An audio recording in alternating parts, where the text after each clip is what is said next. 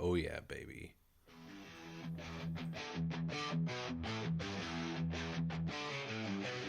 Locked in the bunker, shadows shake. One man clapping secrets awake. Board games living, dice they break. Echoes pound and hearts they quake. In your bunker, board games rolling. One man clapping, stories growing. Hard rock thunder, speakers blowing. Clapping loud, the unknown. Welcome to the sound of one man clapping. I am the one man coming to you direct from the bunker. It is 2026 still. Oh my God, can you believe the year we're having already? Oh, today's a very special episode, people. OMC crew, it's a few weeks late, but no less glorious. Welcome to the HYGVOJ.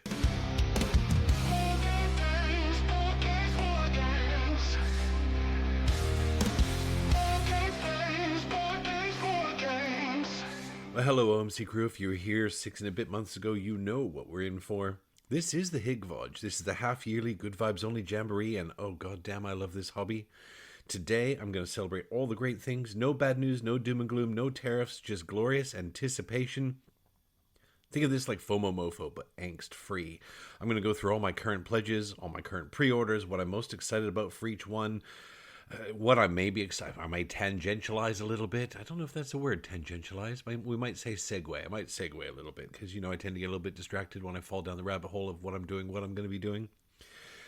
So if that's not your kind of thing, all good. I'll be here for you next week. But just to be clear, this is not FOMO MOFO. These are campaigns that I have backed, that I'm thrilled about, that I'm still excited about. So straddle whatever you got because it's going to be a hot mess. This is the story of my bank account. By and large, this is going to be roughly in kind of timeline order. It's kind of sort of in the order in which I made the pledges chronologically, because I run a digital list on my phone so I can keep track of my addiction, what's coming and when it's coming, and what I've actually pledged for and what I have yet to pledge for, and what I'm waiting for pledge managers and what I've paid for shipping. Because when you start out in this hobby, you think, oh yeah, I've got 3 games, I got 4 games, I got 2 games in crowdfunding, and now it's a lot. It's a lot. No regrets, don't get me wrong. But what I do is I run this live list in my phone, and as I pledge for a game, it goes into that list. So it's not necessarily in the order of when these are due to fulfill, but rather the list of when they sort of came to fruition in my world. I pull the list out regularly, update it. I look through it lovingly, put it back in my pocket. It's better than Pornhub, or so I've heard. I've only heard vagaries about this so-called Pornhub, but I hear it's a fun place. Not as fun as GameFound, allegedly. I have to say allegedly.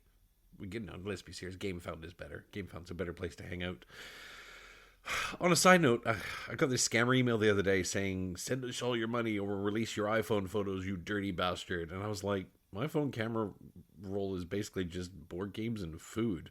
There's a few very sedate selfies of me with my daughters.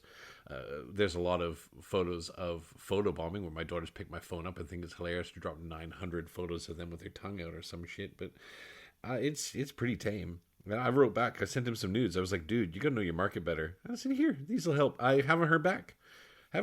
So good luck with that. Kind of reminds me of the time the fox was concerned that the neighbors would be looking over the fence. It was summer and we decided we were going to do a nudie swim. And she was like, well, what if the neighbors are watching? I said to her, don't worry, I'll go first. You ever seen the ending to Raiders of the Lost Ark? That dude's face melting off? If my neighbors were watching, they were immediately struck blind. So, remember when I said it would segue? That was a segue. We're here to talk games, not about Hammers' glowing white ass. So let's do that. Games.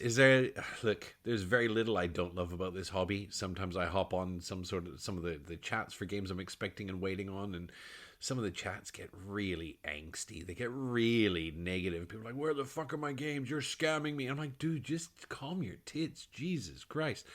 That aside, oh man, I love this hobby. I love everything about it. I love the time with friends. I love the anticipation.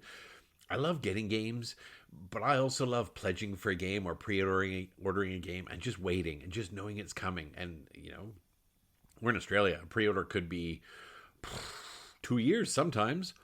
We tend to be first for crowdfunding, which is nice. I'm not gonna lie. It's nice. But I actually love that anticipation.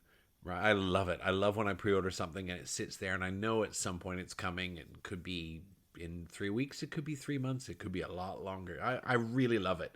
I've learned to really love that anticipation. I don't get that anxiety when things are delayed. I've got so much to play. I'm lucky. I got stuff to play.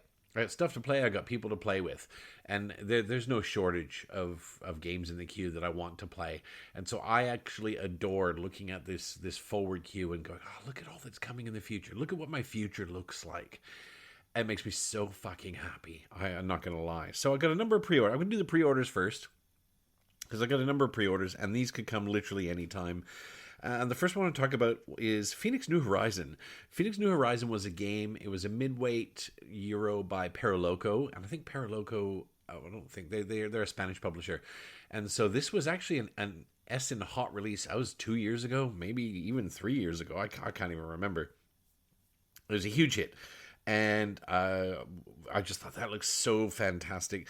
It's been reprinted by De Beer, is my understanding, I believe. You know, I make mistakes. I make mistakes all the time. So it's gut shot here. I'm pretty sure De Beer picked up the license and they're doing the English and multi-language reprint. And I think it's out. I think it's actually out. I hopped on, I do a lot of my pre-orders through Advent Games, which is a friendly local game store here close to Sydney. It's owned by Dean. Dean is a legend of gaming. He is a mad gamer himself. His customer service is absolute tops. I do not get paid to say this, but Dean has a lot of my money, and I'm very happy that he does. You know, if ever I want to pre-order a game, I always check to see if Dean's got it first, and I will wait and see if Dean will get it in, because, as I said, he's a legend of a human, and he works hard for all of us. So Phoenix New Horizons got this really interesting worker placement model where the worker placement track evolves over the course of the game. I want to say evolves as the game progresses. Depending on where you place your workers, you get access to different worker placement paths. It's some kind of sci-fi post-apocalyptic nonsense. Like most Euros, it could be about picking tomatoes at the fucking grocery store. I don't really care, but it's got I do care. That's a lie. I love sci-fi stuff. I love aliens and spaceships. I love blowing shit up. I love Cold War era. I love, Voidfall's one of my favorite games. So this Phoenix New Horizon, I'm no less excited. I think I pre-ordered this 2 years ago with Dean, not realizing that he wasn't getting the Paraloco version, that he was getting the De Beer version, which wasn't even in production at the time that pre-orders were available. And I think I've been waiting for it for almost 2 years. Now, I had a look this morning, and I believe it's out. I think he's got copies, but the issue I have is that I pre-ordered it with other pre-orders that I placed, thinking, well, they'll be out at roughly the same time. I'll save some shipping. Spoiler alert, they are not out at the same time. Because the next pre-order I want to talk about was ordered at the exact same time, in the exact same order as Phoenix New Horizon. And that's Compile Main 2 and Auxiliary 2. So I talk a lot about Compile on this lovely little therapy session because I really like Compile. I would go so far as to say I love Compile. Compile's a lane battler, and it really is a knife fight in a phone booth. Super Truman and I had a game of Compile last week where I thought he had it right in the bag. Like, he had me right up against the wall. He had 2 out of the 3 lanes won. I only had 1 lane won, and I really thought he had it. And I managed to claw that game back. And I don't even care that I won in the end, but that back and forth, it's like Greco-Roman fucking wrestling. Compile. It's so toothy, and it's great. And the cards that you play have really meaningful powers that shift the game. Compile's fantastic. I talk about Compile a lot. So Compile 2 and Compile Auxiliary 2, RIP Greater Than Games. Greater Than Games decided to fold up shop. Not that they decided, their parent company, I think, decided to fold them up. Greater Than Games also responsible for fantastic titles like Spirit Island. As I said, RIP Greater Than Games. They were a fantastic publisher. They made great games. They're responsible for Compile 2 and Compile Main 2 and Auxiliary 2. It's still going to print. I think someone else picked up the print run of it. I don't know the meaningful details of that, but I know it's coming. I know it's coming to print. I've actually emailed Dean to say, hey, if Compile's not coming anytime soon, I'm happy to pay for split shipping, so get back to me, because I'd love to play Phoenix New Horizon, because it looks fucking great. Also, side note, it's 43 degrees in Australia today. So while I am eternally grateful that my beautiful bunker has air conditioning, I do have to turn it off while I record, because otherwise you're going to hear that shit in the background. So if you find that the sound changes a little bit, or there's a bit of a jump from one kind of angle to another, it's probably because I've had to turn the recording off, run the air conditioning for 10 minutes to take the sting out of the bunker. There's no windows in the bunker, so it doesn't suffer that kind of thing, but it is egregiously hot today in Australia. Oh, do not recommend. The third one I want to talk about was a crowdfunding game. They're doing a second printing with expansions up and coming. It's a small indie publisher, and I thought I'd managed to pick up a retail copy in time. I ordered a retail copy again from Dean at Advent Games. And it sounds, on reflection, like I missed the window to get one of the current copies. We'll see. He seems to think he's getting more retail copies in March. But I thought I'd beat the cutoff. But we'll see. And that is Old King's Crown. Now, Old King's Crown is basically a beefed up lane battler. It really is, I'll say, just a lane battler.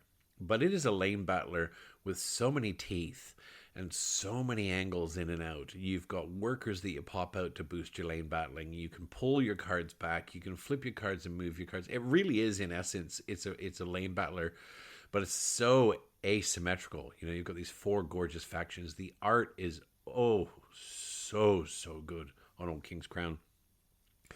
And I think Old King's Crown, I won't go so far as to say it's divisive, but there are certainly some people that have played it and they've just gone, not for me. You know, a bit like Arcs in that way. Arcs, I really like Arcs. I don't know if I love Arcs yet. I really like Arcs. I need to play Arcs more, and it's a hard one to get to the table. I think Old King's Crown, having watched several plays online, I think it is absolutely going to be for me. There is a solo mode, which is wonderful because you can't play things like Arcs solo, but Old King's Crown has solo modes where you can actually play, I believe, every single faction solo, should you wish. And so fingers crossed on that. It looks like I will likely be getting a copy of that come March, which would be fantastic because my birthday is in March and I have 2 days of board gaming in the books with the crew for my birthday. So that is fantastic. And that's Old King's Crown. And if you have played Old King's Crown, drop me a note. Drop me a note in the guild. Drop me a note online. Send me a Facebook message. I'd love to hear about your experiences with Old King's Crown because I am very excited. Oh, next one's one of my favorite games from the last year, 2025, and that was SETI. I've got SETI Space Agencies pre-ordered. Now, SETI Space Agencies adds another layer onto SETI. SETI's a 5-round game with multi-use cards and a wonderful game space where you are traveling about the board doing a number of different things. The board presence, the table presence is so spectacular for SETI. The game I love. You know, you play about a third of the game before revealing the alien factions, which are hidden. They're set up blind at the start of the game, and about a third of the way through, usually the first one's revealed, and halfway through the second one's revealed. And they don't change the gameplay so much as they offer new opportunities. They offer a new deck of cards that you can have access to, which are far more powerful than the regular cards. They offer new ways to earn points, and they change the game enough that they keep me going back to SETI over and over and over. I'm not so much alone in this opinion in my group, but I certainly have a much stronger opinion on it. I do think SETI is broken at 2. I don't enjoy it at 2. And SETI Space Agencies allegedly throws some extra work into the scanning mechanic, which is the part that I think is broke at 2. It also gives you a little bit of a Terraforming Mars prelude start with some head start cards at the start of the game. It then responds to that by reducing the game from 5 rounds to 4. SETI can be quite long. SETI can be a 3-hour game, no problem. And I think reducing it to 4 rounds but giving you the prelude head start's a really great move because it's going to knock it down to a 2-hour 10 game, allegedly. I haven't played because I haven't received Space Agencies. But it also gives you these asymmetrical setups. So you've got like a little bit of a corporation that you're playing. I'm very much looking forward to it. I really like SETI a lot. Lou likes SETI. I think Lou played SETI once and said it's her new favorite heavy Euro. She's only played it once. We'll see. SETI Space Agencies, I am very, very excited to see what that brings to the table. Still discussing pre-orders here. So these are either retail games or games that I ordered in retail because I missed the crowdfunding. And the next one is one that Super Trooper constantly mispronounces. He thinks he's cute. He calls it Orlog, Orlodge, Orlo-hee-ho-hee-ho. Yeah, he thinks he's cute. You know, I let him think he's cute. And but that's Orloi, the Prague astrological clock. That was an Essen release last year. And thank you, Sonia. Sonia's one of our OMC regular listeners. Thank you, Sonia. It was kindly offered to bring Orloi to PlayCon next year, which, if my copy has not arrived by then, I will be most grateful for. I couldn't resist this colorful, over the top production. The board, it's like a slightly more restrained Botoku, this board, and that big fat clock in the middle, and the mini games that go around Eminem style, round the outside, round the outside. Oh, it looks so good. I'm sorry, Sonia, I had to have my own copy. So I'm happy to play yours. If mine hasn't arrived, I am very happy to play yours. And if anyone else has a copy of Orloy and they'd like to rock up to the bunker, it's 43 degrees today. I am taking all attendees. That's Orloy. I'm looking forward to that. Again, it's another pre-order. It will come. I imagine that's going to be something like when Nucleum was released. Nucleum was an SM release for 2024. We got it, I think, in May 2025 here in Australia. So I'm guessing it's going to be an April, May, June kind of thing. I'm very happy for Dean to hold on to my money, knowing that I'm going to get one of his copies when it finally arrives. And last on this page for pre-orders, I have bit the bullet and pre-ordered because part of me, this is not so much FOMO. I mean, it is fear of missing out, but it's not an emotional fear of missing out. Like, I'm genuinely worried about missing out on a copy of this game when it's released. And that's Scoville 2nd Edition. Scoville 2nd Edition has gone to print. We don't yet have copies here in Australia. I'm not sure what kind of demand there's going to be for Scoville 2nd Edition. I played Scoville at PAX with Lou last year, and I thought it was absolutely fantastic. I have heard some content creators that have shit on it a little bit. I think primarily they're talking about 1st edition. I don't know why, because I think Scoville is clever and interesting and different and pretty, and I love the color mixing of the peppers. So Scoville 2nd edition, again, it's going to come out sometime this year. I'll have a copy come to the bunker. The new version has the expansions that were released after 1st edition. It's got a couple of little tweaks in the gameplay.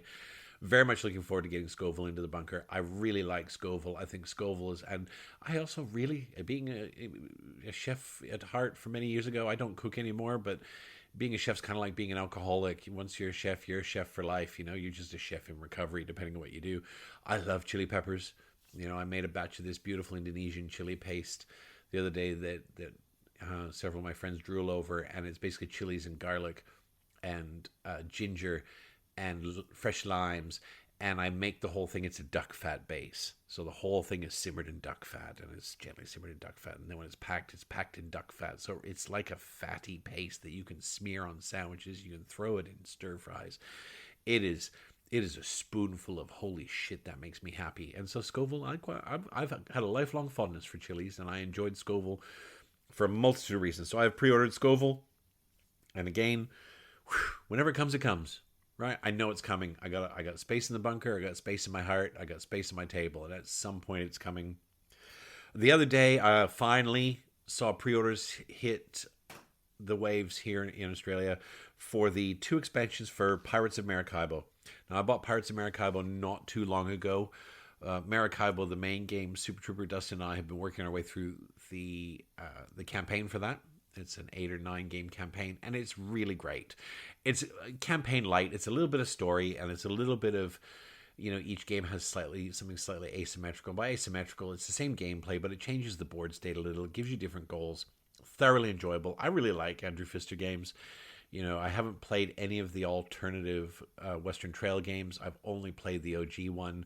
I've heard very good things about Argentina. I've heard very good things about New Zealand. I don't own them. I haven't played them. I've heard good things. I own Sky Mines. I really, really like Sky Mines. I think Sky Mines at 2 players is terrible. Sky Mines solo mimics a 4-player game, and I have to admit, I've not played it multiplayer with more than 2 people, but I'd be very, very happy to. And I think the to and fro and the market management on there is very clever, very excellent. I enjoy Maracaibo. Maracaibo has the same sort of rondelle mechanic that all his Western Trail games do, where you can move a certain number of spaces around the game board, and you can meaningfully influence the pace. Pirates of Maracaibo, you've got a tableau of cards that go left to right, and you've got to run through that tableau 3 times. And if you buy a card as you move through, that card gets replaced with a new card, which is next tier up. And again, you move through that tableau 3 times, but because you can move 1 to 3 places, there is some meaningful pacing that is completely in the control of the players, and I really like that about it. I would probably say that I think Pirates of Maracaibo is a better game than Maracaibo. I think it's less. I think Maracaibo often runs the challenges of the cards in the flop will very meaningfully dictate your tactics and strategy. Whereas in Pirates of Maracaibo, the cards you have access to, you can see the entire tableau of cards, and you can plot your path through those cards to try and get to the cards you want. Rather than there's 3 or 4 cards and you get what you get, right? And I just think it's fantastic. I think the treasure mechanic is excellent. I have a long-standing pirate fetish. I've always loved pirates. I love Pirates of the Caribbean movies. I love the Goonies, man. You want to go back? I'm Gen X. I love the Goonies. I love anything pirate themed. I think it's and Pirates of Maracaibo, I think, is a really great game. It's very quick to teach. When I say quick, it's about a 15-minute teach. I played a game a couple weeks ago with some of my friends. And so there's 2 expansions that are out. One is Bermuda Triangle, which layers on a new set of treasures, treasure locations, treasure mechanics. And the other one is Commanders, which gives you asymmetrical faction sort of starts. Very much looking forward to those. I don't know when they're coming. Again, they're coming soon. They're coming soon. And that's it for pre-orders for games. I do have some good bits coming, though.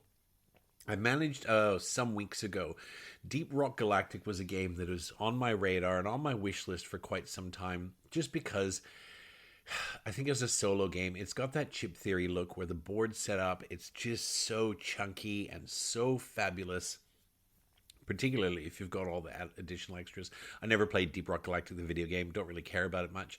But the gameplay looks wonderful, almost Nemesis-esque, but a little more playful. You know, the art is very whimsical. The weapons are whimsical looking. You've got these 4, stature diminished, challenged players.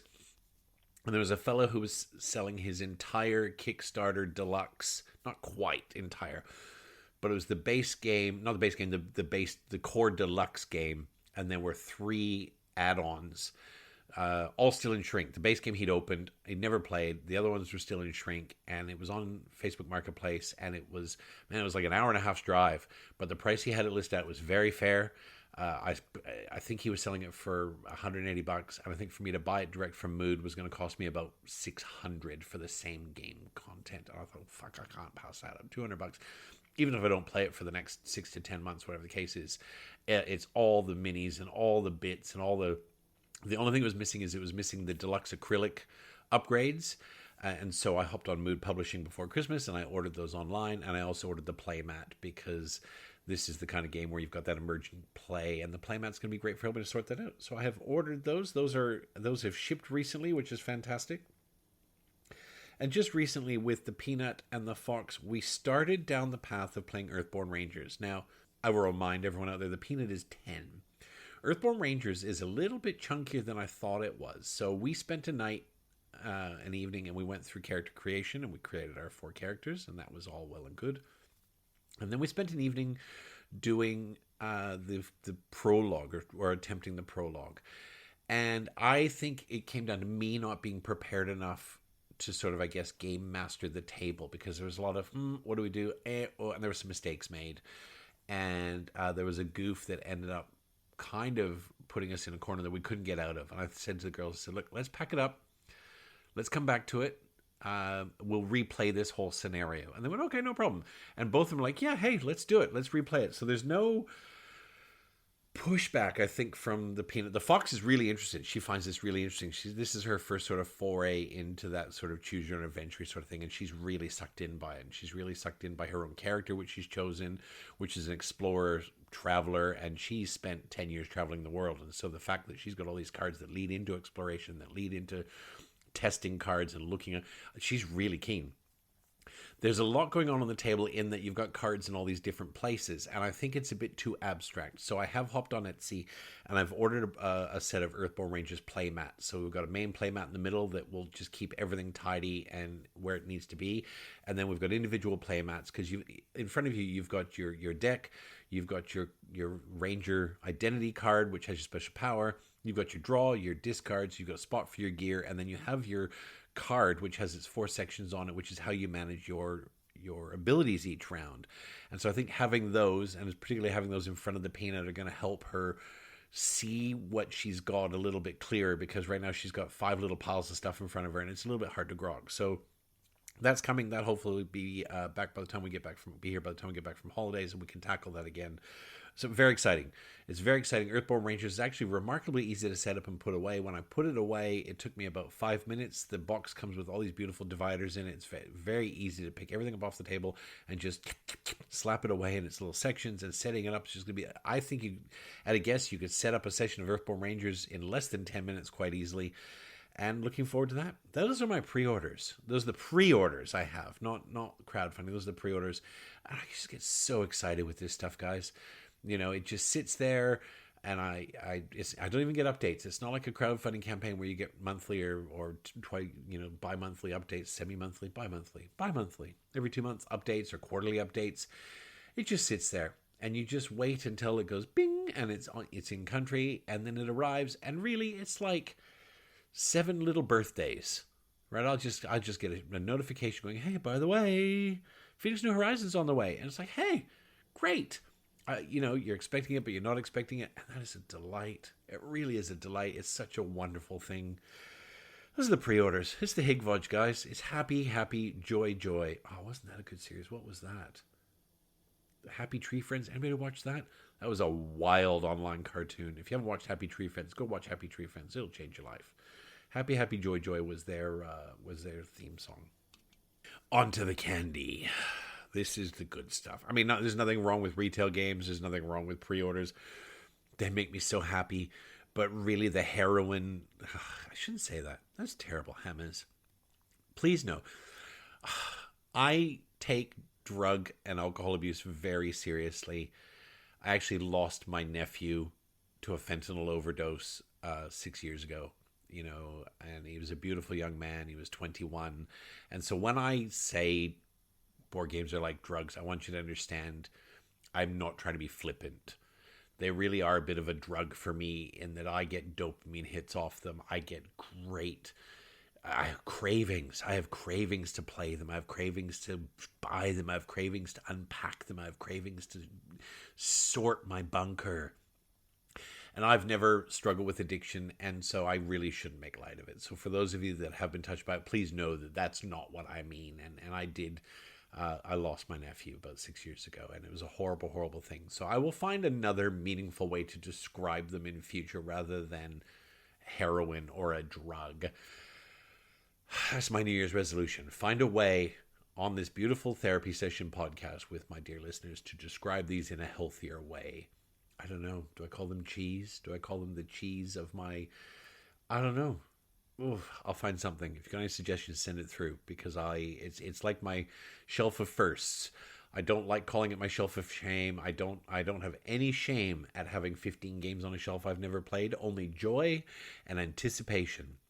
So I look over at my shelf of firsts. I can see Recall sitting there that I got for Christmas. I can see IR, which I bought for myself. I can see Pest, which has been there since it delivered. It's still in shrink. Pest was from Arcona Games, and it delivered well over a year ago. It's still in shrink, and I'll tell you why it's still in shrink, because they've got more stuff coming, and they've got replacement pieces coming. We're going to talk about that later. I've got Tabriz on there. I've got Sancore. I've got my father's work. I can see it from where I sit in the bunker, and it makes me happy. There is no shame. So that's my commitment to you, OMC crew, is to find a more positive, effusive, and delightful way to describe my love of games that doesn't attribute anything negative to it. So, again, you got any thoughts, to send it through. I'm all ears. I'm all rears most days, but today I'm all ears.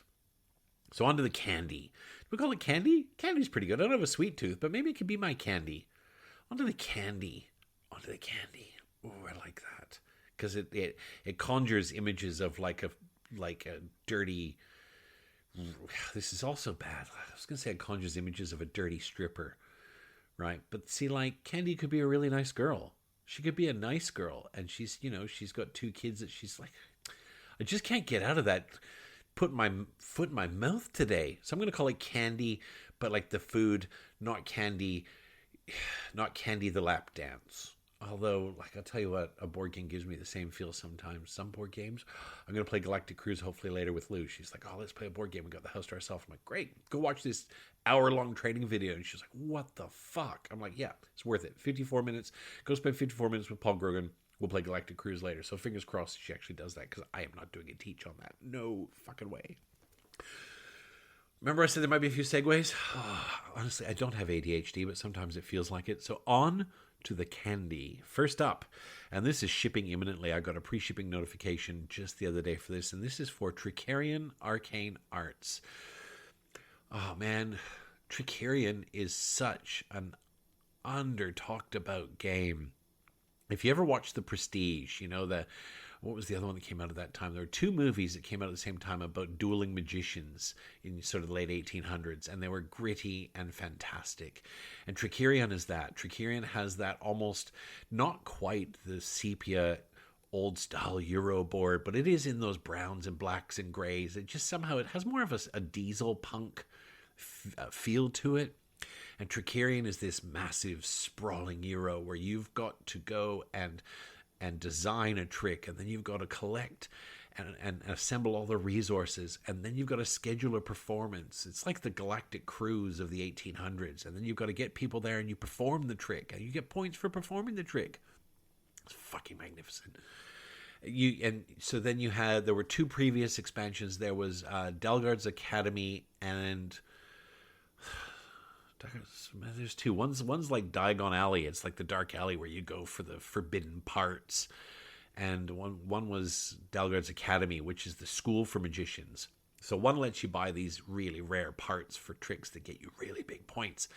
And the other's where you can sell your tricks to fledgling magicians. So what's interesting is, you know, once you've performed a trick for points, you can send it to the academy, and different things that happen in the academy will generate resources for you. You can no longer really get points for it. Might be points. It's been a while since I played Trickerion. But once it goes to the academy, then you get resources, money, whatever they are. I can't remember. There is money in Trickerion. I know because I've got the beautiful little metal coins for it. Because it's wild that we live in a board game space where we wouldn't carry real money, like, for anything in the real world. Folding money and coins in my pocket, get fucked. But give me a board game. I need 23 sets of metal coins. I need them. I have to have them. Metal coins, little sci-fi credits. Like, it's just so weird, right? When was the last time my daughter was going to school? She's like, Dad, I need $1. I'm like, I don't have $1. What do I look like? Do I look like I'm panhandling? Like, I don't have loose change. Where am I supposed to get $1? We had to go to the ATM. We had to get like $20 out, and then we had to go somewhere else and buy something stupid with the $20 so we could get change to give her $1 to take to school. But put a board game in front of me. Oh yeah, baby. I need metal coins. I gotta have them, right? I've got a whole drawer. You can barely open it. That drawer is so fucking heavy. It's got so many different coins in it. All that to circle back and say I know Trickerion has money in it because I have the Trickerion coins, and they're quite sexy, shall I say. Anyway, the new expansion is called Arcane Arts, which layers another mechanic on for building tricks. I don't know anything about it other than I had to have it. Once they released it and said, don't worry, it'll fit into your collector's box, I was like, I don't even care what it does. Just send it to me. Send it to me, and I am going to play it. So that's on its way. That should be here, I would think, before the end of the month, because, as I said, I got the pre-shipping notification for it. Very exciting. And Trickerion, it's a long game. The theme's fantastic. The gameplay is wonderful. And it's so good, Trickerion. I think, yeah, more Trickerion is what everyone needs in their life. And the next one I want to talk about, I've got a whole pile here. Like, this could be a long episode, so I hope you love this kind of candy, peeps, because I got a lot of stuff to talk about here. And I'm going to talk about all of it. Because you know what? I started this day, I was feeling a bit, the Fox and the Peanut, they've gone to see Grandma and Grandpa, they've gone to see Poppy and Nana for the weekend, which is fine. It's 43 degrees, which is not fine. I like having the house to myself. All my friends are away, so there's no board gaming happening in the bunker. And I was coming down to record, and I was feeling a bit, not so much down, but just a bit tired, a little bit of a headache. Now I'm talking about board games with you guys. I feel so invigorated. I feel so alive, and I'm just happy to be here. So next on the list is Nippon Zaibatsu. Now, Nippon is an old game that got a reprint last year through Kickstarter. The Zaibatsu, and I may get this wrong, I'm going to do my best here. The Zaibatsu were basically the oligarchs of ancient feudal Japan. They were the uber wealthy that were dragging Japan from the feudal era into the modern industrial era. And that particular era in Japan was represented by a hyper-accelerated period of industrial growth. And the Zaibatsu are the businessmen that were responsible for it. If I've got that wrong, anyone who's Japanese listening, I do have listeners in Japan. Shout out to Japan. Send me a correction. I'm happy to post correction. That's my understanding as a hot-blooded Caucasian man who plays board games.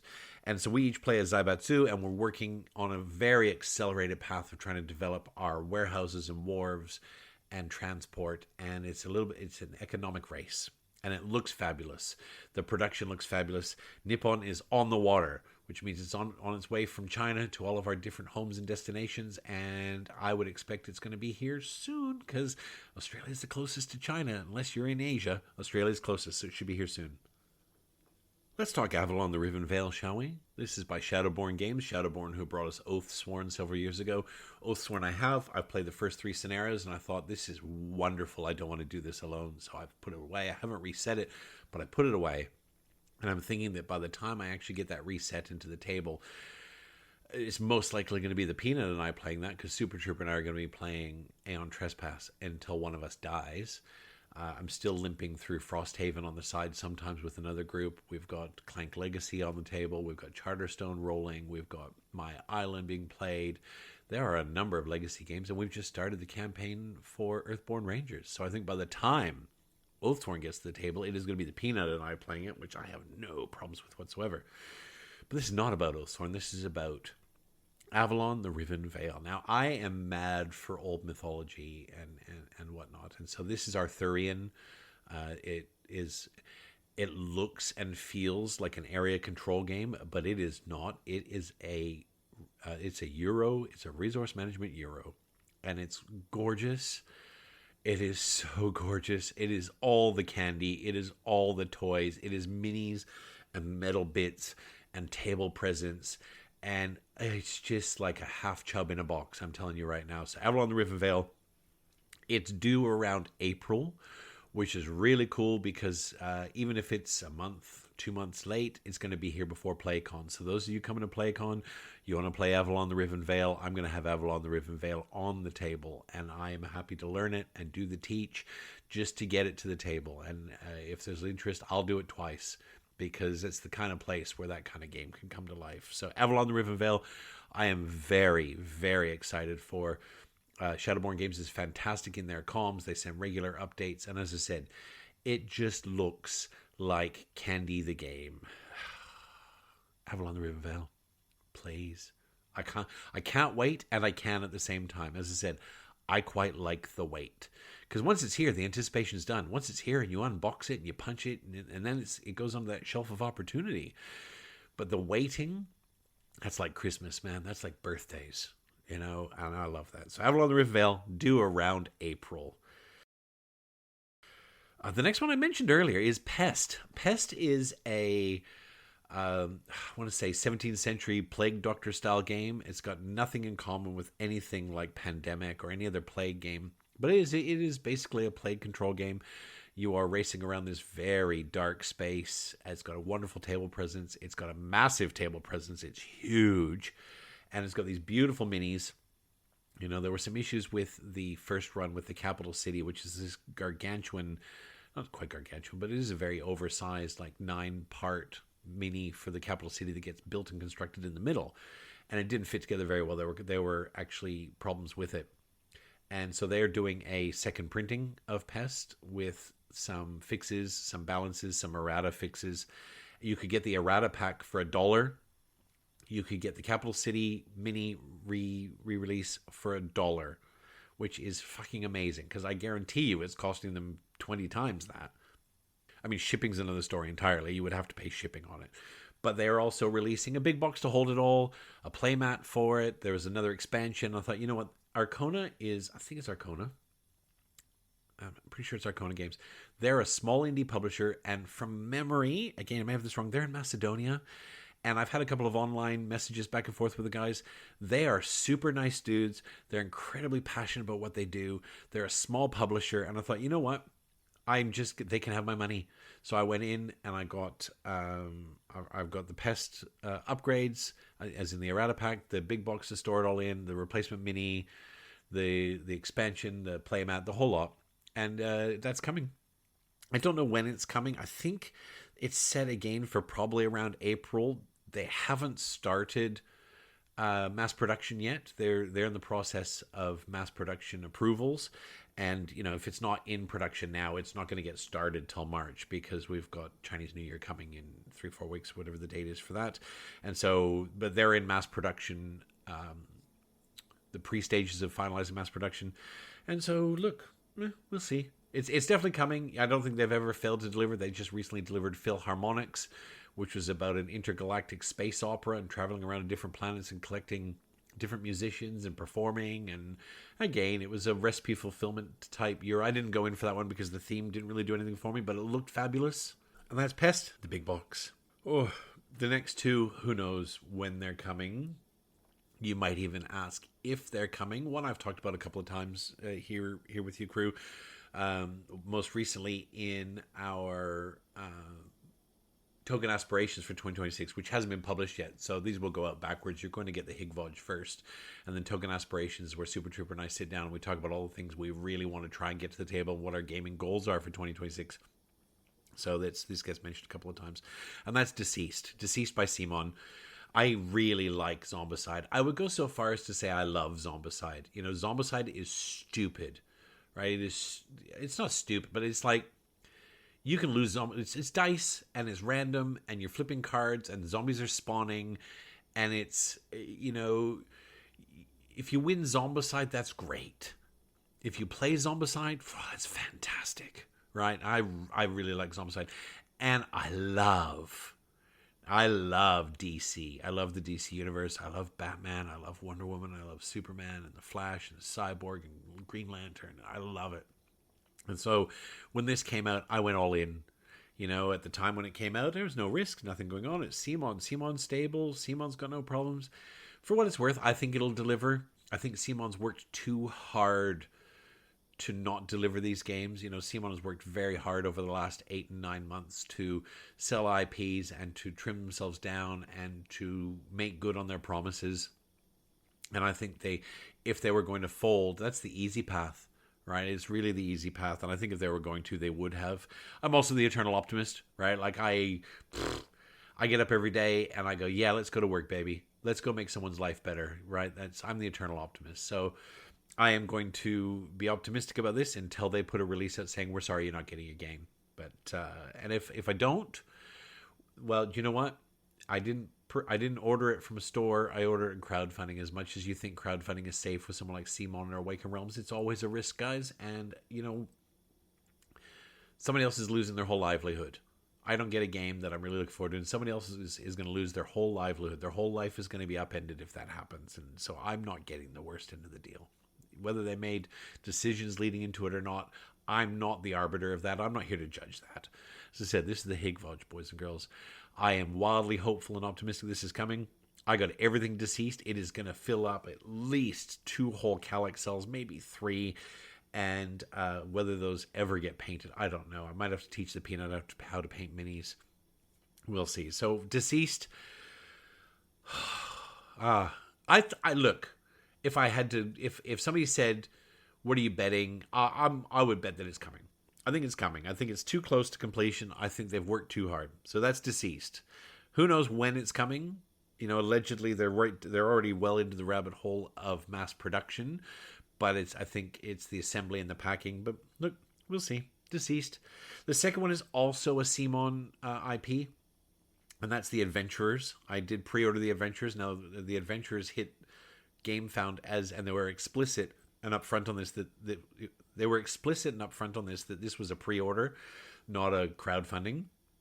I don't know why they would do that. There's obviously something behind the scenes perhaps because they were already experiencing a little bit of strife. And I have no doubt that the Adventurers was at least in part about getting a little bit of a cash injection, even though legally they've got to ring fence that money and use it just for the Adventurers. But the Adventurers is a reprint of an older game. It's very Indiana Jones style. It's something that the Peanut and Beelzebubble. It's like, imagine if Fireball Island was a real game, right? Now, don't get me wrong. Fireball Island is fun, but it's not. It's like you're playing at the whim of the game. The Adventure's got a little more agency, got a little more decision space, and it's got a very Indiana Jones feel. It looks great on the table, and who knows? Again, I'd like to think it'll come. If it doesn't come, it's not like I'm out hundreds and thousands of dollars. I think the Adventurers was $150 or $175, and if it comes, great. If they ask me for another $50, I'll probably give it to them. I really would like to play this game. So, the Adventurers. Will it come? I don't know. When will it come? I have no idea. Do I care? Nope. If it comes, happy days. If it doesn't, I have so much here and so much coming that life is good, people.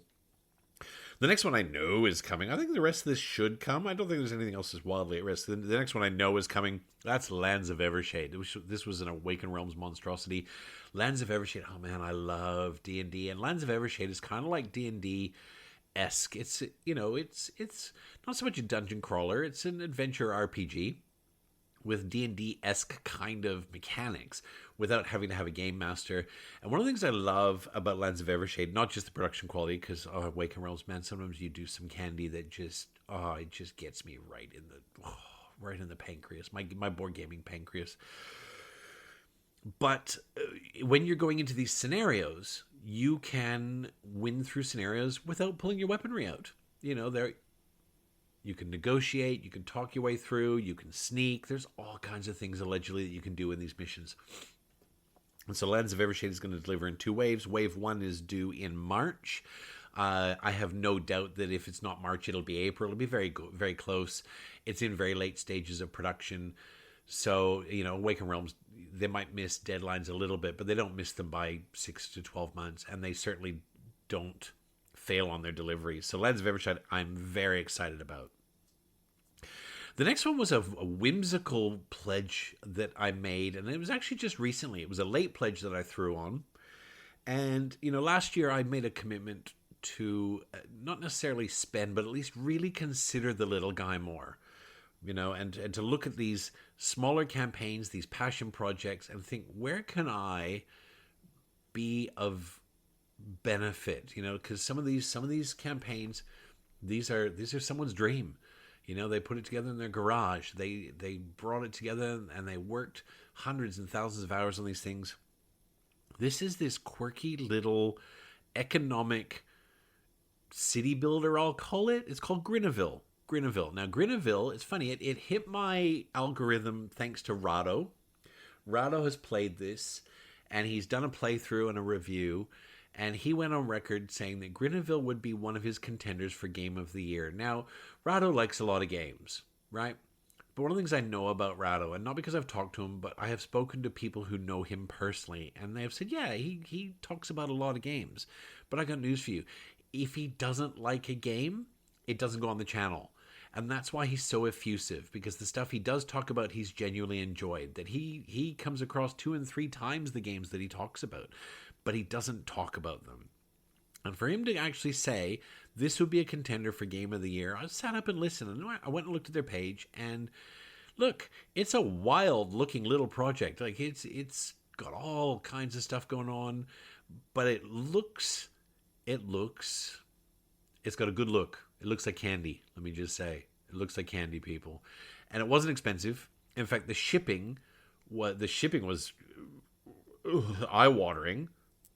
I want to say the game was 90 euros and the shipping was 40 euros. I'm like, hey, I'm telling you, I think the whole campaign's generated 85,000 euros or something. So this is not going to be mass-produced. It's not going to retail. And it's not FOMO at this point. I looked at a game and I thought, you know what? It's got a good look. I like the aesthetic. I like what they're putting out there. It's got a little bit of a food chain magnate feel about, you've got to construct neighborhoods and you've got to bring parks and build homes where people want them. And there's a little bit of a race for resources. And apparently there's a fair bit of interaction.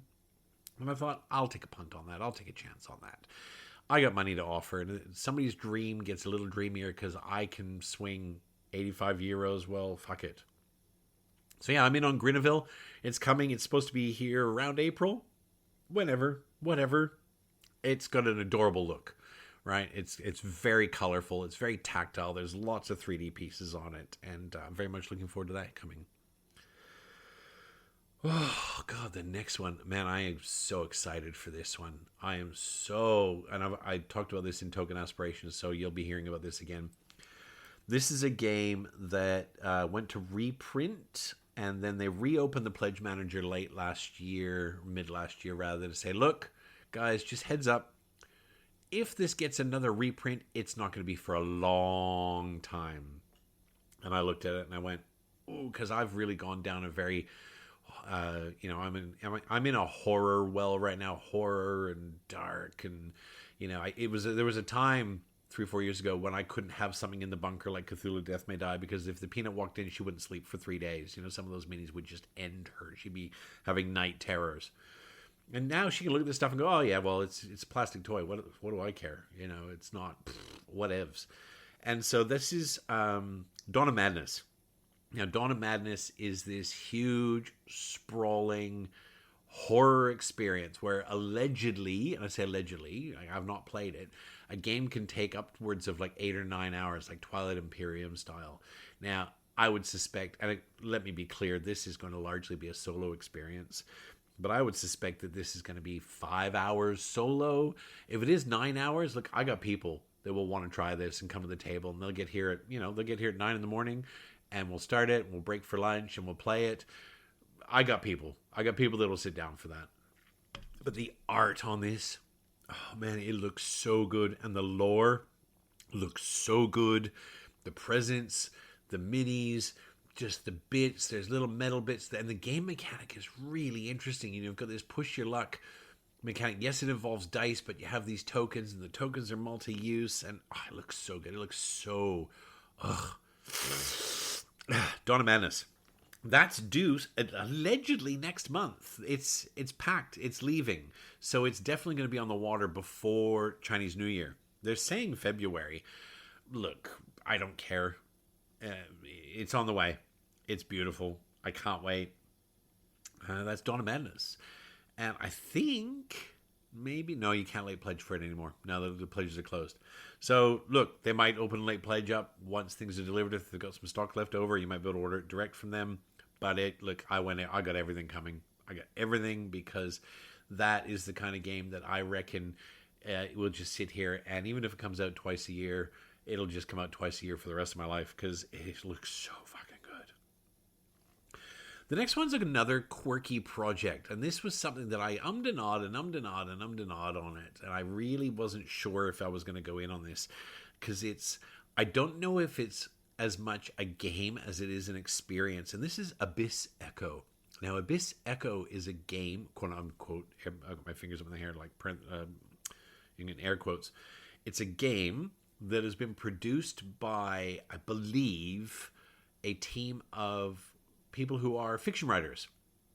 And so they've created this narrative and this experience with all of these deep integrated tools. You've got all these things that you open up, and you've got all these almost like a conspiracy board that you glue things to, and you stick things on as the game goes on, and you experience it, and you make decisions as you go through. You've got this two-sided gavel that's got a stamp on it, and you basically bring it down once you've made a decision, and you stamp things permanently on different parts of the game, and it just looks wild. It looks wild. I don't know if it's going to be a good time, but man, it's going to be a time. And that is due somewhere middle of the year, maybe June kind of thing. It's due. That's Abyss Echo.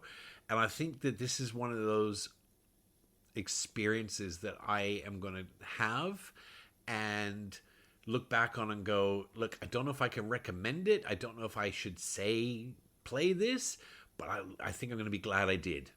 If that makes any sense. Kind of like there's a game, again I'm using air quotes, called Alice is Missing, which is a one-night, one-shot RPG that you play with people in different rooms or different houses, and you communicate by text, and you go through this online experience.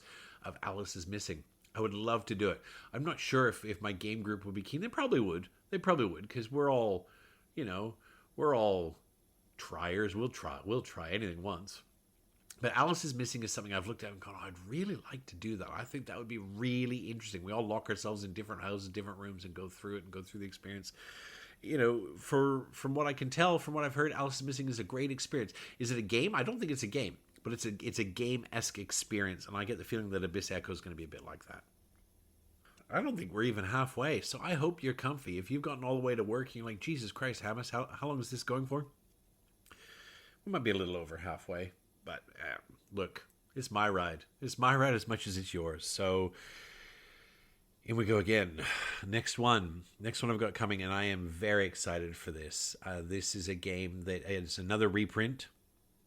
It's a reprint and rework of an older game, and the older game had a little bit of a cult following, but not so much a commercial success, and that's Trismegistus. Now, Trismegistus is a game about basically alchemy, transmuting metals and whatnot. And I just think the flow on this looks so spectacular. You've got this little alchemical lab for a player board. And you're basically bringing different metals into the board, and you're transmuting them into other metals, which you can then use for a variety of things. And there are different pathways they can move through your lab on your board. It's tactile, it's chunky, it's gorgeous.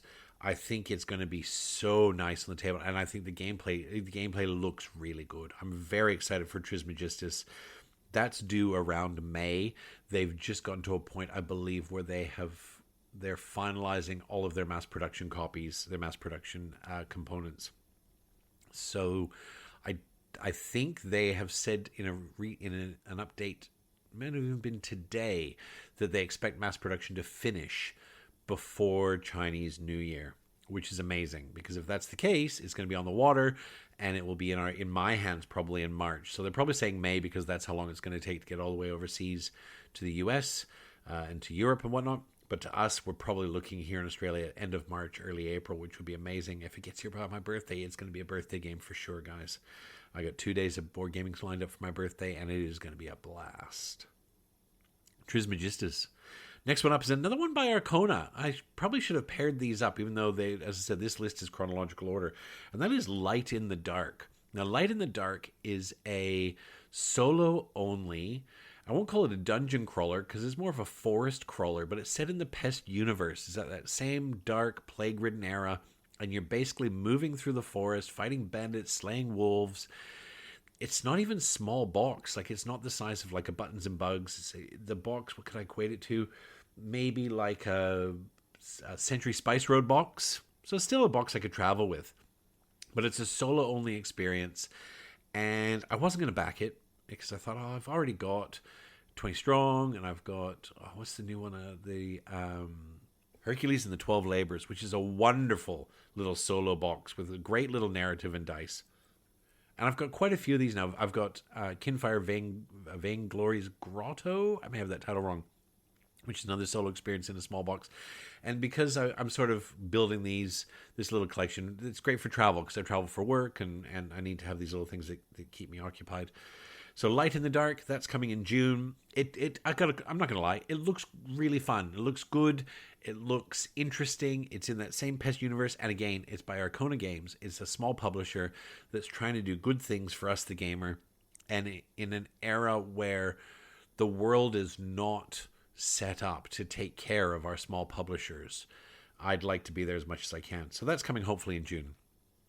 June, July, August, from the looks of this list, is going to be a bumper fucking 3 months, guys. Holy moly. Also due in June, it was due much, much earlier, but they went through a full rework. And as it's by Mind Clash, I absolutely respect that they decided to pull it back and do a full rework. A lot of people have gone, well, do I need to be concerned about the quality of this game? I would say absolutely not, because a company that's willing to go, look, guys, we're going to make you wait another 9 months. When normally this company delivers, this is Mind Clash, they deliver very, very close to on time, if not on time, is a sign that this game is going to be a much better game than it was before it started. And that's Revenant. Now, Revenant is Voidfall's cousin.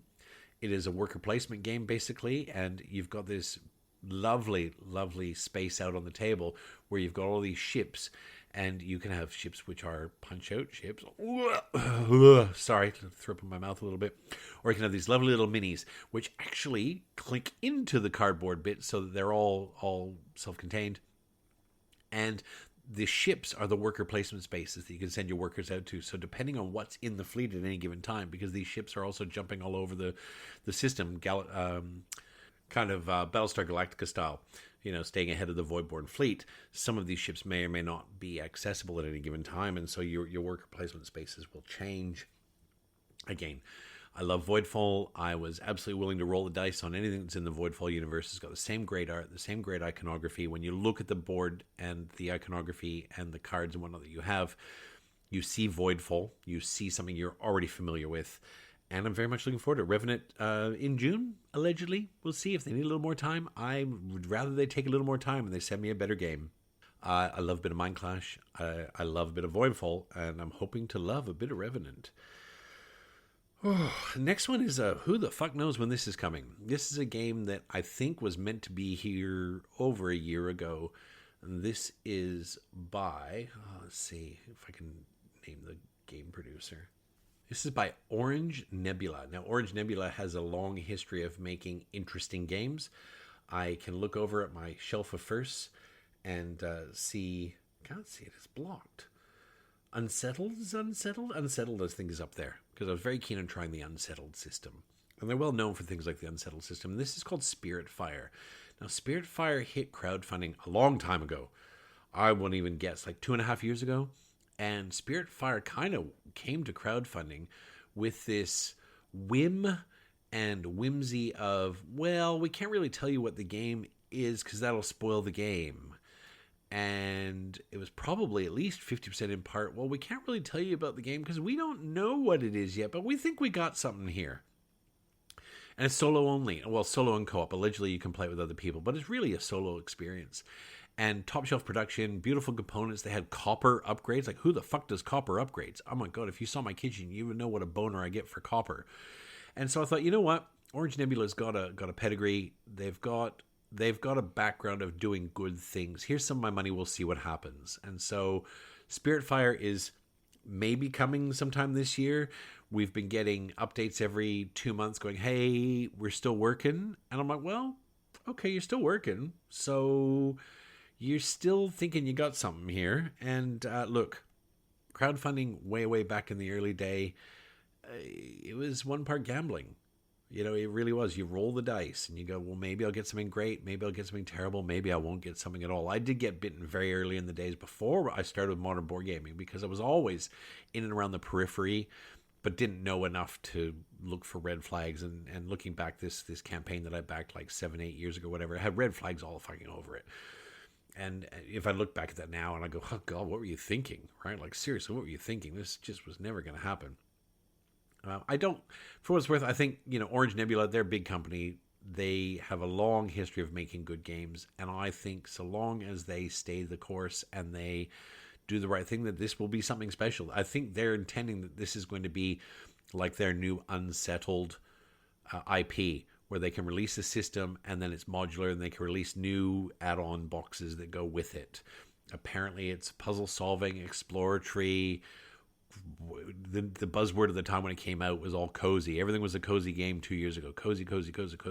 Like, well, I don't even know what that means anymore. But look, I am looking forward to it. I don't have any...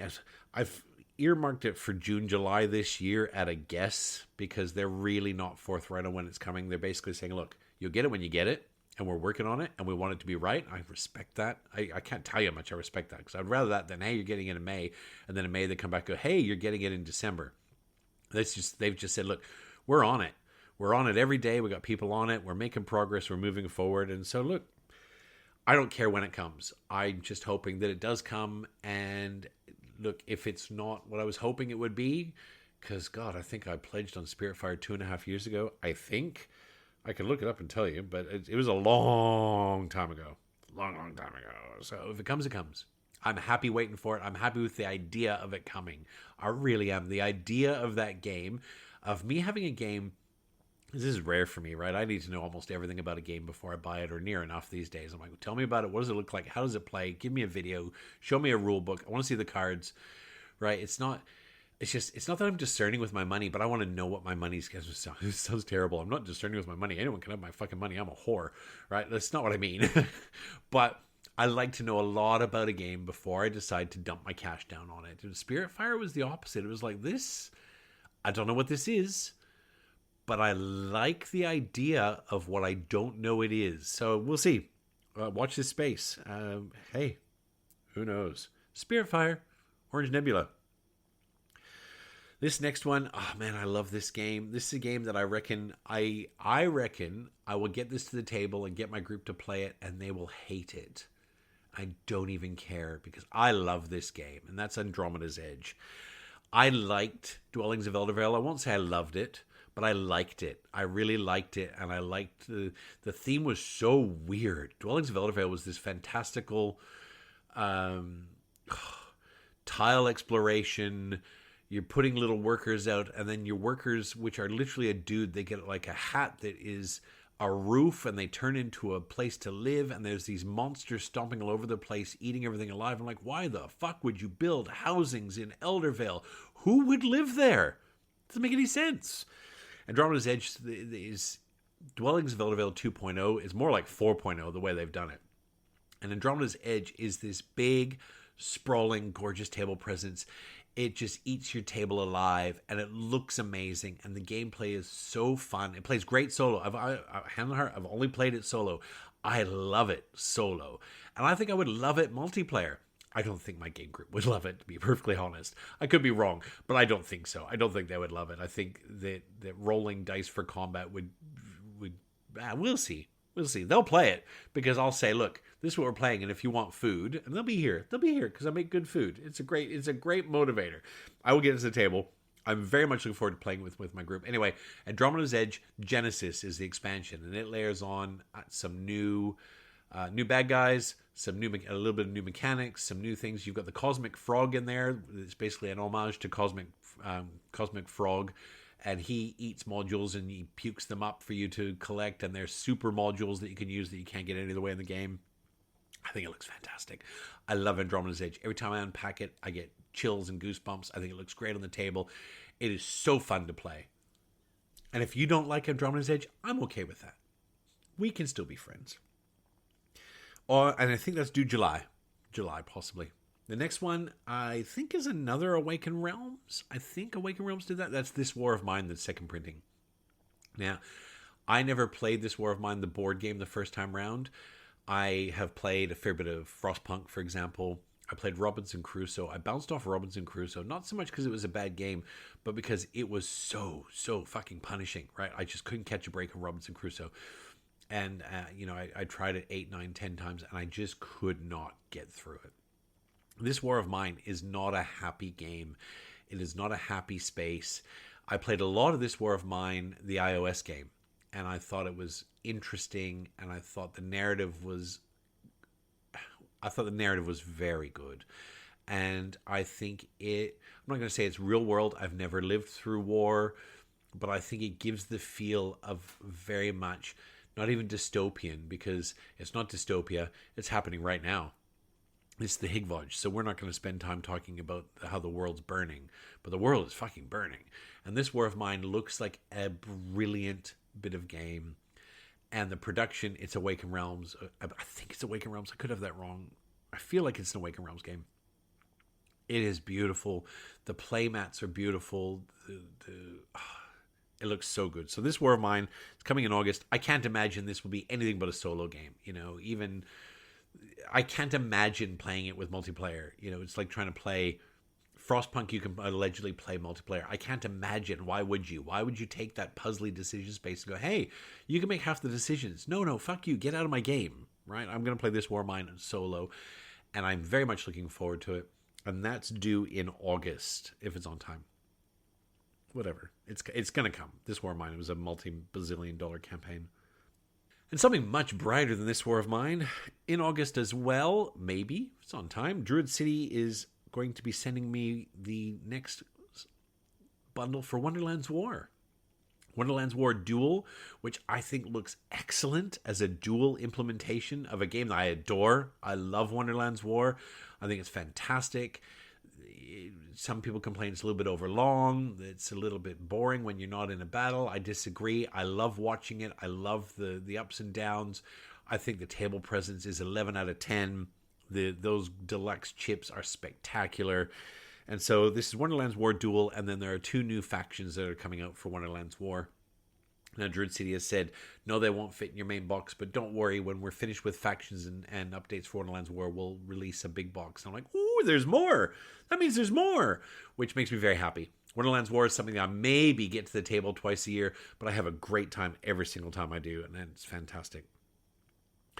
And the next on the list, we're into August. Yeah, there's a few. If you're keeping count, I don't count. I'm not counting how many they are, because then, people being me will make me feel bad for all the money I've spent on games that I could spend on.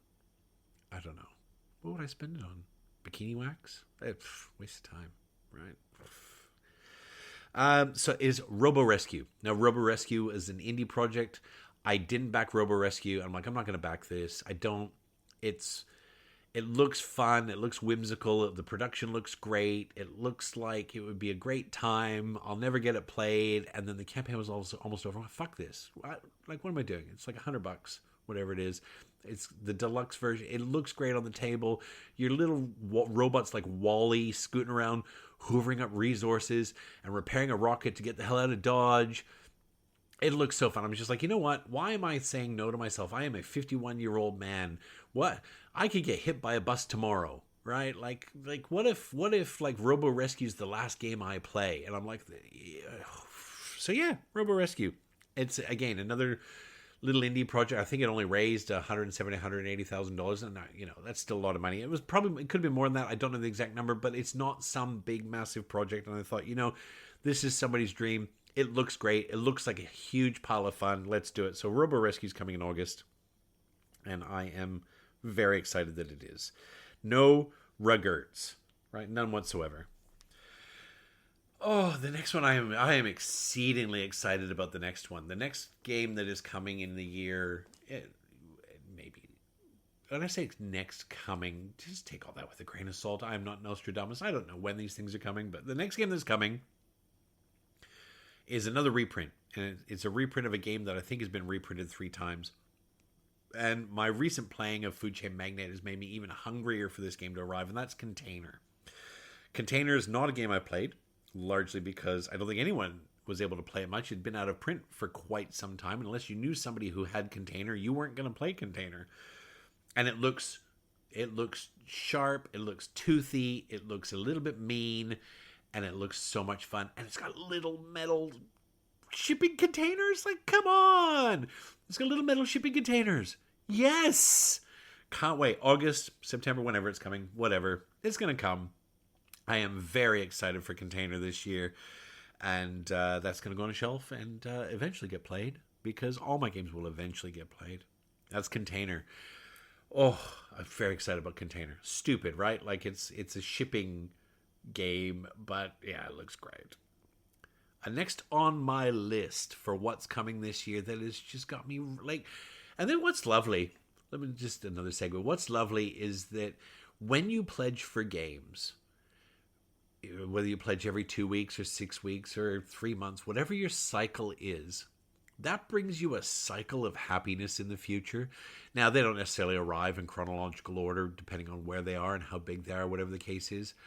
It's like in a year, as a man, I've got my birthday, I've got my wedding anniversary, I've got Father's Day, I've got Christmas, I've got my wife's birthday, things that I look forward to in the year, and they're wonderful. You've got Easter with the family and Christmas dinner and holidays, and they're peppered all through the year, which is lovely.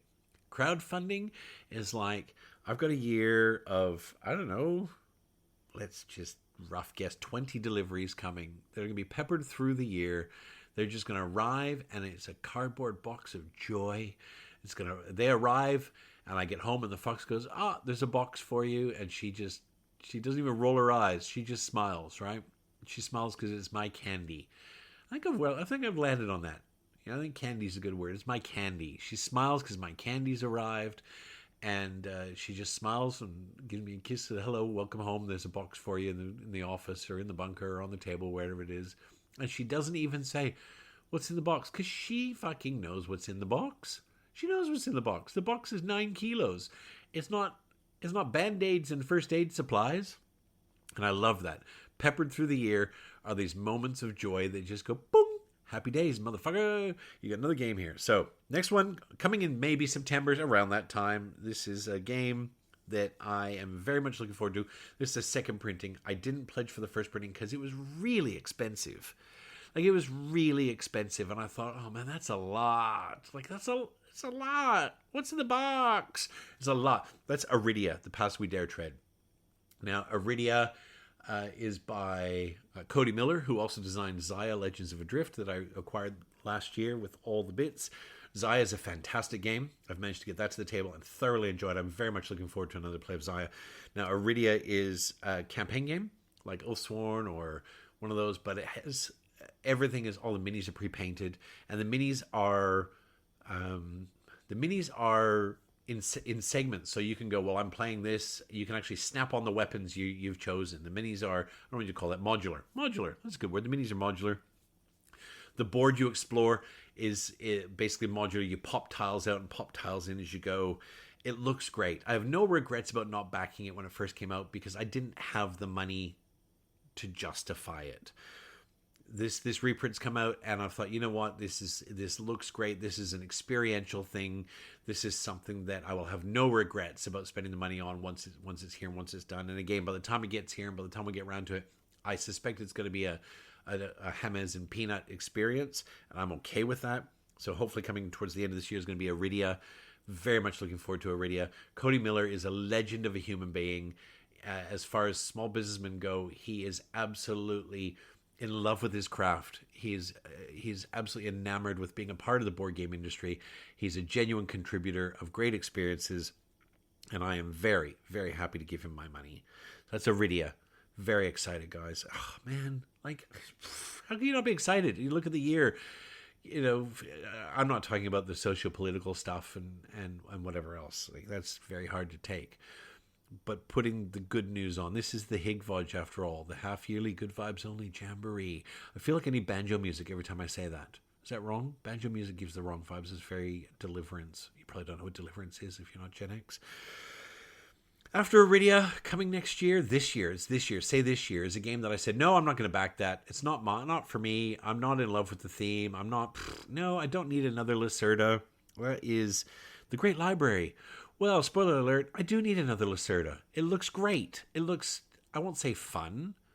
I do not like fun games. That's a classic quote. If you're out there, Tapio, love you, brother. I do not like fun games.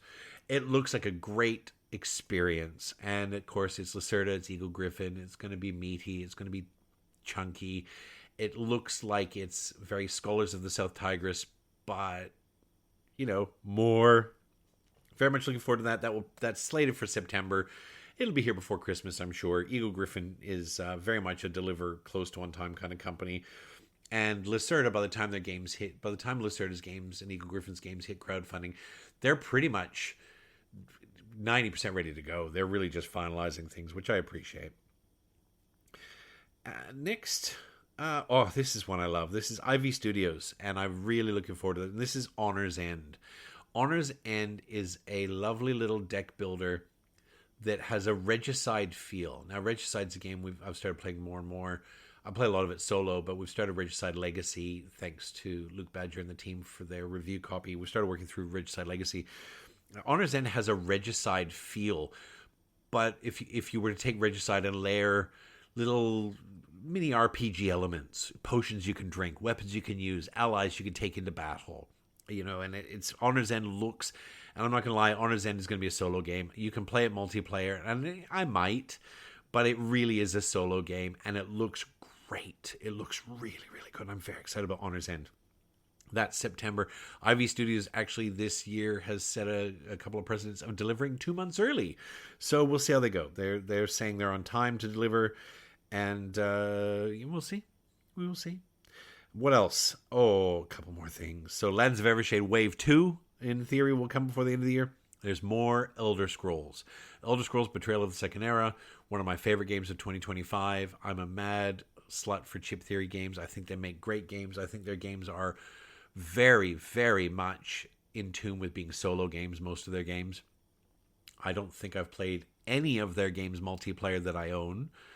And I think that the fact that their games play so well solo, I almost think that they're a solo company that makes multiplayer games, to be honest. And so Elder Scrolls, it's more Elder Scrolls, it's more factions, not factions, it's more lands you can travel to, more characters. There's a chef class coming. And of course, they are delivering a massive box like the Too Many Bones Trove Chest or the Cloudspire Cloud Box. So there'll be a great big box that holds everything Elder Scrolls, which I think is fantastic because these boxes actually, rather than the coffins that some big boxes are, they actually make the games easier to access and easier to get out. So that's due by the end of the year. And potentially by the end of the year, we're looking at maybe, and I'm not holding my breath, right? This is Into the Unknown. And Into the Unknown, who are publishers of monsters like Aeon Trespass and Kingdoms Forlorn. This is Enormity, which is their, imagine Aeon Trespass meets Wayland and Yutani aliens. Enormity looks freaking glorious. And again, I can't see it. Maybe I'll play it with some of the guys. Like the campaigns are, I think the campaigns are 40 hours each, 45 hours each campaign. There are 8 of them with this publication, and they will come in waves. So Normandy may deliver before the end of the year. I'm not holding my breath. And again, Aeon Trespass is such a glorious triumph of gaming. I don't even care, right? I just, as long as the Normandy comes eventually, I couldn't care less when it comes. And then, I suppose I could touch on this one as well. Super Trooper and I are all in on the sequel to Aeon Trespass.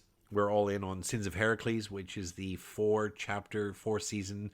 It's split into summer, spring, autumn, winter, 4 seasons. It's the sequel to Aeon Trespass, and it follows the children of Heracles as they, I guess, mop up from his wave of destruction. I'm not sure what the actual plot is, but we love our ancient mythology. We love Aeon Trespass. We love that deep, complex gaming, and of course, both Enormity and Sins of Heracles have that inverted combat paradigm where every time you take a hit, you get more powerful. You know, in a lot of these games, you take hits, you take poison, you take wounding, and it's a game of attrition. These games, the more damaged you get, the more powerful you are, and it's a race to, you almost want a few hits, you almost want a few bashings around in the battle because you kind of get angry and you get beefy and you respond in kind. And so they both have that. So Sins of Heracles, at least wave 1 is due this year, which will be great because we're about to finish cycle 2 of Aeon Trespass, and we may get through cycle 3 before we take a break. But if Sins of Heracles comes quickly, we're going to slip Sins of Heracles in as a break from Aeon Trespass. You know, I mean, I guess you need a break from a game that's going to take you 27 years to play. And then I have one game that is slated for April 2027. Whew, it feels like a long way out, doesn't it? April 2027, that is Below. Now, Below, Below, I'm not sure what the whole title is. I'm going to pause and go look up the whole title for you. Yeah, that's Below the Asylum. That's another Awaken Realms monstrosity. When I say Awaken Realms monstrosity, I use the term monstrosity as a term of endearment and deep affection. Don't get me wrong. Below, I love the looks of Below. Not only is it this great overblown production, one half of the board is the normal world, the other half of the board is the underworld, kind of like Stranger Things. You've got the upside down, and certain things will cycle a marker you have on your player board, and when it gets to the end of that little circular track, you're over to the other side.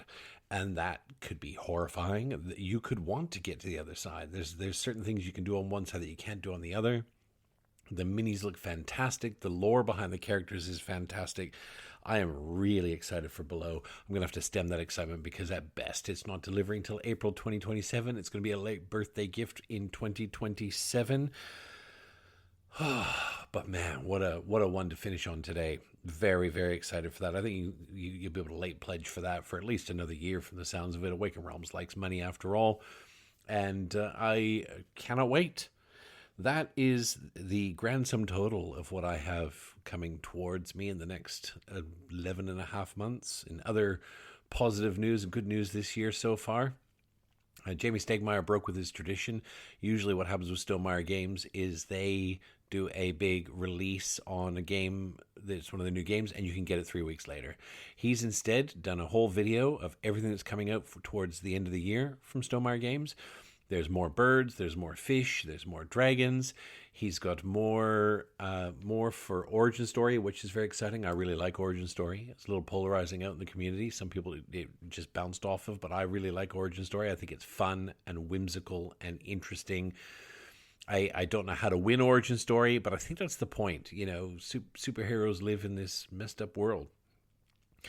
He's also got a new game coming out that is a duel game that will pit Scythe against Expeditions. You'll be able to use all the existing faction mats for Scythe and or Expeditions to fight against each other in a duel.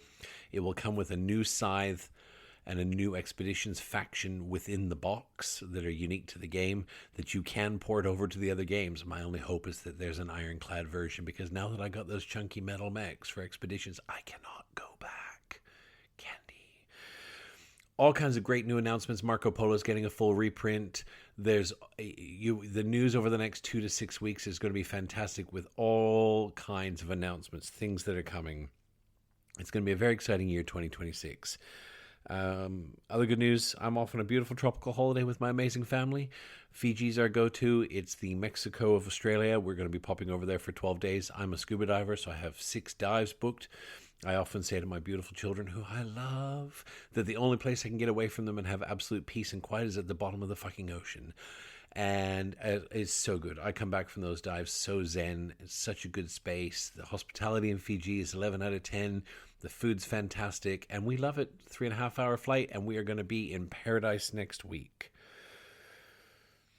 For now, for everyone out there, guys, be safe. You know, be kind. Be kind to others. Be kind to yourself. You know, the world's going to hell, and this is the HYGVOJ. I'm not here to bring you down. But there's a lot of shit out there this week. There's a lot of shit out there this month. And if you're in one of those spaces where you're not sure what tomorrow's going to bring, all I can say is take care of yourself. Take care of your loved ones. But mostly take care of yourself. You know, find your happy place. Find your reason to be someone else's, you know, hero. And I don't mean jumping in front of a car or ending your life. I just mean, you know, be what someone else can look up to. And whatever that is. It's not a lecture. It's a mandate. Guys, it's just, I love life. Life is good, and it's full of board games. And if you can't get anything else in your life, get more board games, because you deserve it. Peace out, mofos. I love y'all.